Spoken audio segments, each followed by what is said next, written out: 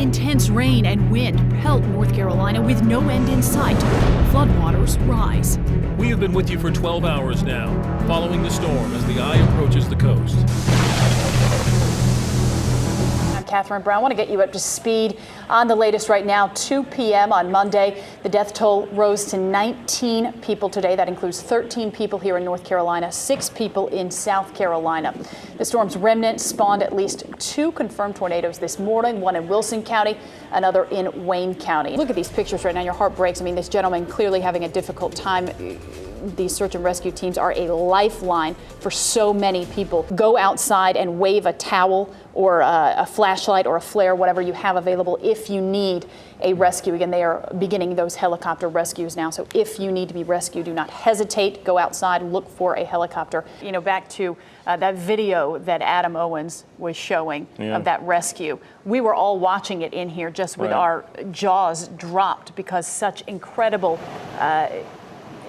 actions by these first responders. Again, if you're listening on Mix, they are wading through what is, as Adam said, waist-deep water at some points, carrying a woman in a wheelchair to an ambulance. This is one rescue, and there have been hundreds and hundreds of them in New Bern. You just have to take your hats off to these rescuers, these first responders who are going from place to place to place, saving lives. Business and homeowners finally allowed back onto the island today for the first time since Florence hit. Catherine, I presume it is as bad as we anticipated. This is a lot of what we saw when we drove around. Roof shingles ripped off, siding ripped off, because this is the entire living room here, and you can see the insulation is down. But then take a look in a bedroom. That was not spared either. We're in North Topsail Beach and wanted to show you guys the situation here. We've been on Topsail since about 8:45 this morning. Right here where we're standing was under about 5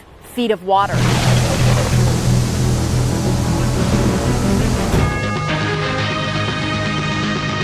We are keeping tabs on all 13 congressional races here in North Carolina, all up for re-election, of course, and focusing on several hotly contested races. Want to start in District 2. This is a neck-and-neck race. You can see this district kind of cradles the city of Raleigh, Wake County, Franklin, Harnett, Lee counties, all included in this. And what's really interesting is over the past hour, this has tightened up dramatically. Moving over to District 9, another really hotly contested race here.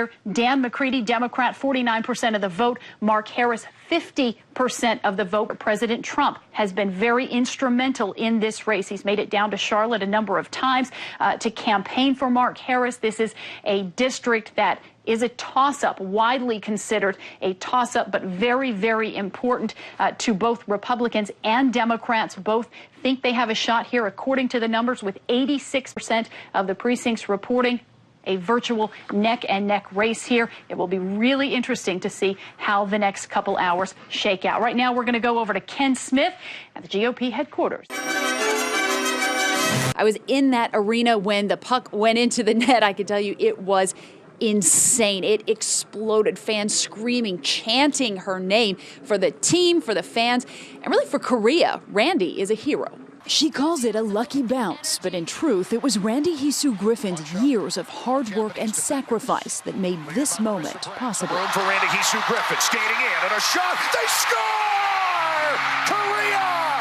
It's in! Figure skating just wrapped up. Men's hockey, USA is going on right now. There's been a lot of skiing and snowboarding action today. You know, you watch these athletes and you think, they make it look so easy, don't they? So we wondered, how hard could it be? Turns out it's actually a lot more difficult than it looks. And how good do you ski? On a scale of 1 to 10? Is 10 an Olympic? Because then I'd be like more like a 2. I can probably stay upright. When it's time to ski, we go to the experts. Manuel Solschli has been skiing the Swiss Alps his whole life. Been a while. So on the Olympic-sized slopes of Pyeongchang, he's the perfect teacher. Pull yourself into the curve. Yeah. Woo! Oh.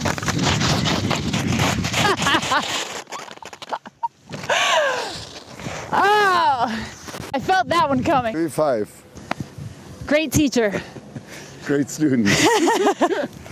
This is my first Olympics. I had no idea pin trading is such a huge thing here, but it really is. And some of the pins that you can collect are more valuable, like this one is the official U.S. hockey team pin. So a lot of people wanting that one. Others will say they're more memorable. This one depicts Donald Trump and Kim Jong-un with what looks like a nuclear blast in between them. So obviously, a wide variety of what you can collect here. All of them are a big part of the Olympic experience. Yeah. Unbelievable. I've been so happy to have a chance to watch that. One of the moments that I know for me is a hallmark moment that I will always remember is when Randy Hisu-Griffin scored that goal for Team Korea. And a shot, they score! Historic goal for this country, but really just the fact that her family let us tag along with them and tell their story. Just so grateful for an opportunity like that. That's something we've seen over and over again, how gracious the people of Korea have been since the minute we stepped foot here until, I'm sure, the minute we leave on the airplane to come home. So gracious, so grateful that we are all here and just taking such great care of us.